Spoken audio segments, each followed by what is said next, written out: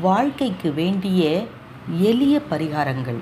வீட்டில் ஒருவர் மாற்றி ஒருவருக்கு ஏதேனும் உடல்நலக் கோளாறுகள் வந்து கொண்டே இருந்தால் கோவிலிலோ அல்லது ஆன்மீக மையங்களிலோ பகல் வேளையில் முழு மஞ்சள் பரங்கிக்காயை தானம் செய்ய குடும்பம் உடல் கோளாறுகளிலிருந்து விடுபடும். இதன் சக்தியை நீங்கள் 3 நாட்களில் உணரலாம் என்கிறார் காஞ்சி மகா பெரியவர். நல்ல சம்பாத்தியம் இருந்தும் பணம் வீண் விரயமாகிக் கொண்டே இருந்தால் தினமும் காலை வேளையில் பறவைகளுக்கு இனிப்பு பிஸ்கட்டுகள் வழங்க வீண் விரயம் கட்டுப்படும் என்கிறார் மகா பெரியவர். மன வருத்தம், என்னவென்றே தெரியாத குழப்பம், மன அழுத்தம், சோர்வு போன்றவை நாள் முழுவதும் இருப்பின் இரவு படுக்கும் பொழுது தலைக்கு அருகில் ஒரு டம்ளர் தண்ணீர் வைத்து கொண்டு படுக்கவும். காலையில் சோர்வு, மன அழுத்தம், என்னவென்றே தெரியாத குழப்பம் இவையெல்லாம் நீங்கி இருப்பதை நீங்களே உணரலாம். நீரை மரத்திலோ வெளியிலோ ஊற்றிவிட வேண்டும். அதை குடிக்கக்கூடாது.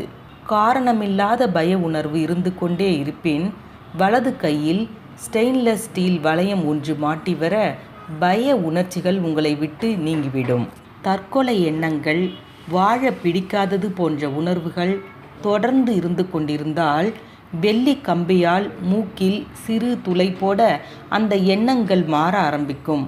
ஆண்களுக்கும் இதை செய்யலாம். மூக்குத்தி அணிய வேண்டியதில்லை. வாகனங்களில் பயணம் செய்யும் பொழுது கூடவே சிறிது காகிதப்பூ எடுத்து செல்ல விபத்துக்கள் ஏதும் ஏற்படாது என்கிறார் மகா பெரியவா. காலையில் எழுந்ததும் தங்க நாணயம் அல்லது தங்கங்கள் நிறைந்த படம், ரூபாய் நோட்டுகள் நிறைந்த படம் இவற்றில் ஏதேனும் ஒன்றை பார்த்து வர செல்வ வளம் பெருகுமாம். இடது கை கீழே இருக்கும்படி படுத்துறங்குவது ஆயுளை விருத்தியாக்குமாம். வீட்டை சுற்றி நீரோட்டங்கள் இருந்தாலோ செயற்கையாக அமைத்து கொண்டாலோ பண புழக்கம் உடனடியாக உயருமாம். காரணம் இல்லாமல் இரவில் குழந்தைகள் தூங்காமல் அழுது கொண்டே இருந்தால் அறையில் கல் உப்பு கலந்த நீரை வைக்க குழந்தை நன்றாக தூங்குமாம். சமையல் அறையும் படுக்கை அறையும் அருகருகே இருக்கும்படி அமைத்து கொண்டால் தம்பதியர் ஒற்றுமை ஓங்குமாம். இல்லறம் இனிக்கும் என்கிறார் மகா பெரியவா. துர்சக்திகள் நம்மை அண்டாதிருக்க வீட்டு வாசலில் மருதாணி கொத்தை தொங்கவிட வேண்டும். இவை அனைத்தும் வாழ்க்கைக்கு வேண்டிய எளிய பரிகாரங்கள் என்று காஞ்சி மகா பெரியவர் சொல்லியிருக்கிறார்.